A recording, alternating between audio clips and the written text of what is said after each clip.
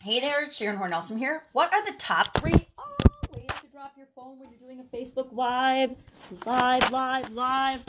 That is not what I meant to do. Hey, crazy, I'm still here. I was putting a teddy bear up so I could look at him, and he knocked my phone right off the stand. So, what are the top 3 ways to be found in this crazy, noisy world that we live in, besides dropping your phone? Now, actually, that might work. It might get some attention, which is one of the ways that we're going to talk about in a minute.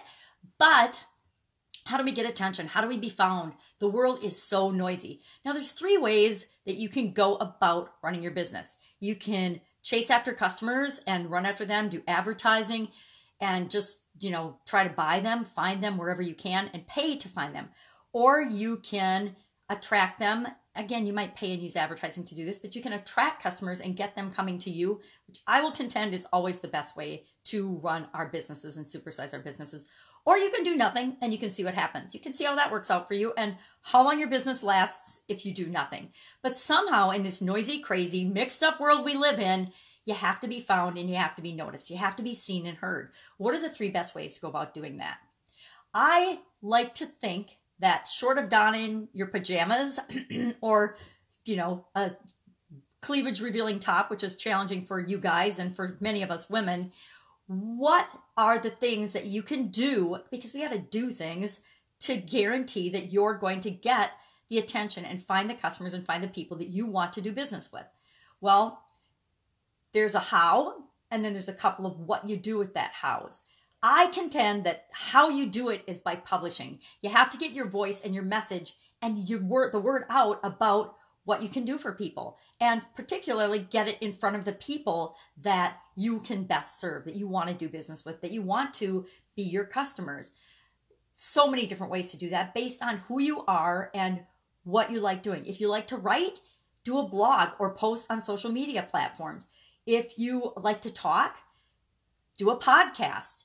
If you've got, a face for radio, it doesn't matter these days. Go ahead and do videos. There's so many platforms online. Now, it doesn't have to be online. There's the same platforms available offline, out in the real world, networking events.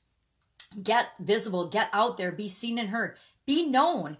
If people don't know that you exist in your industry, if people don't know what you can do for them, you might as well not be in business, because the people that are making more noise, the people that are publishing, the people that are out there interacting in the world, they're the ones that are going to get the business, get your customers, and get the attention. So you got to publish. I don't care how you do it. I don't care what format you do it in, but somehow you or someone for your organization has to be publishing and creating content. And content doesn't necessarily mean online, although online is the most inexpensive, fastest, easiest, cheapest way to do it. Whatever way you're going to publish, if maybe it's reports, maybe it's books, maybe it's going to be an author, maybe it's podcasts, maybe it's courses, maybe it's events, whatever works for you, you have to be known. You have to get out there. You can't sit on the couch and hope that customers come to you and find you, because they're not going to. Nobody's coming in your living room to find you unless, of course, you're making Facebook Live videos in your living room, unless you're podcasting from your living room couch, unless you're blogging on your living room couch, which nowadays you can blog, you can make podcasts, you can make videos right from your cell phone. So there's really no excuse to not be publishing.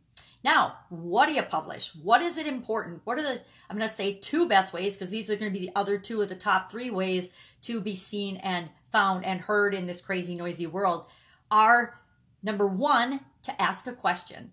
People are always asking questions. We evaluate everything in our heads with a question. So there's always a question going on. So if you can ask a question, preferably one that they can't really guess the answer to, then you're offering people an opportunity to look at things from a new perspective. You're offering them an opportunity to consider your product or service.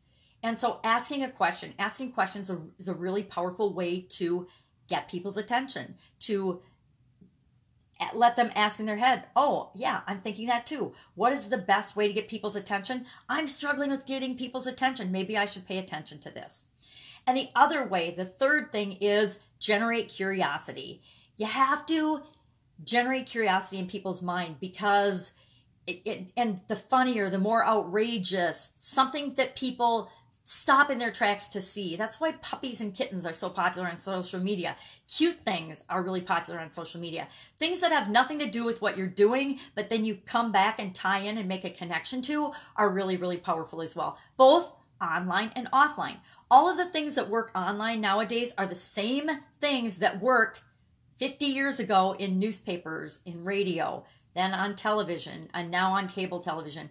Human beings still respond the way that we've always responded to questions, curiosity, tapping into us emotionally. And that's another thing that we can talk about another day, is how you tap into the emotions that you want to work with people that you want to work with.